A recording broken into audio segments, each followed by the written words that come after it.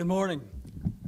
My name is Chuck Baldwin. I'm the candidate for President of the United States on the Constitution Party ticket, which is the third largest political party in the country behind only the two major parties in terms of voter registration.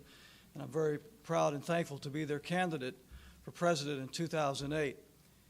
For those of you that do not know me, and that's probably most of you in the audience, I want to just give you a brief resume of myself. I want you to know that, first of all, I'm a graduate of what is now known as Liberty University in Lynchburg, Virginia, and I was in the first graduating class in 1975 under the late, great Dr. Jerry Falwell, my dear friend and mentor.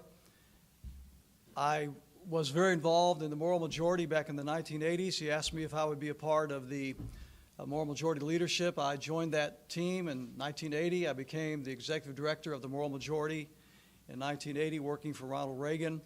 I was very proud to be a part of the Republican Party at that point and working for Mr. Reagan for those two elections. We helped to register tens of thousands of voters in the state of Florida, and I traveled with Jerry all over the United States and overseas, literally campaigning for Mr. Reagan. But in 2004, it became very obvious to me that the Republican Party had no longer lived up to the values and the principles that I believed in. And like George Wallace said years ago, there's not a dime's worth of difference between the two parties. And I think now with inflation, there's not a nickel's worth of difference between the two parties. And in 2004, it became very obvious to me that there was no fixing the Republican Party. It's not fixable. It's not salvageable whatsoever.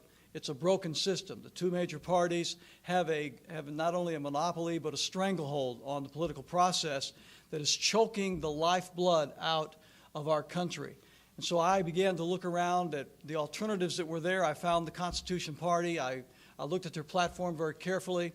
I found that they were 100% pro-life, that they were strong for national sovereignty, that they believed in the Constitution of the United States, they believed in our independence and our Bill of Rights, etc. And so I found a home, and little did I know then that I would be where I am today in 2008. I've said throughout this campaign, as I've traveled across America, that the real issue in 2008 is not between liberals and conservatives. It's not between Republicans and Democrats. It's between globalists and constitutionalists. And John McCain and Barack Obama are globalists, and Chuck Baldwin is a constitutionalist.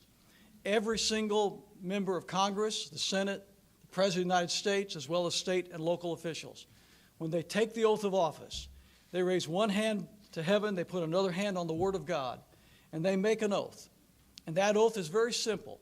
That oath is not to be faithful to the party bosses. It's not to please the media or even the tide of public whim. It is to preserve, protect, and defend the Constitution of the United States of America. And that is exactly what these two parties have not done for many, many years. And that's exactly what Congressman Ron Paul has done for his entire career as a United States Congressman. Ron Paul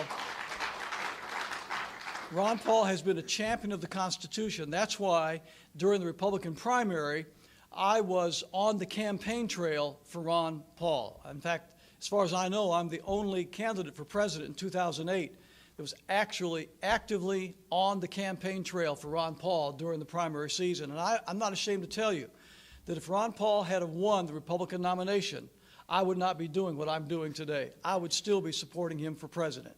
I'm doing what I'm doing because the Republican Party rejected Ron Paul's candidacy, and there has to be someone to take the message of constitutional government, of freedom, of the ways of our founding fathers into this process in 2008, and so that's why I am here. And I've said this around the country, and I'll say it to all the media here in Washington today. The day that Chuck Baldwin becomes president in the United States, the new world order comes crashing down. Thanks you very much.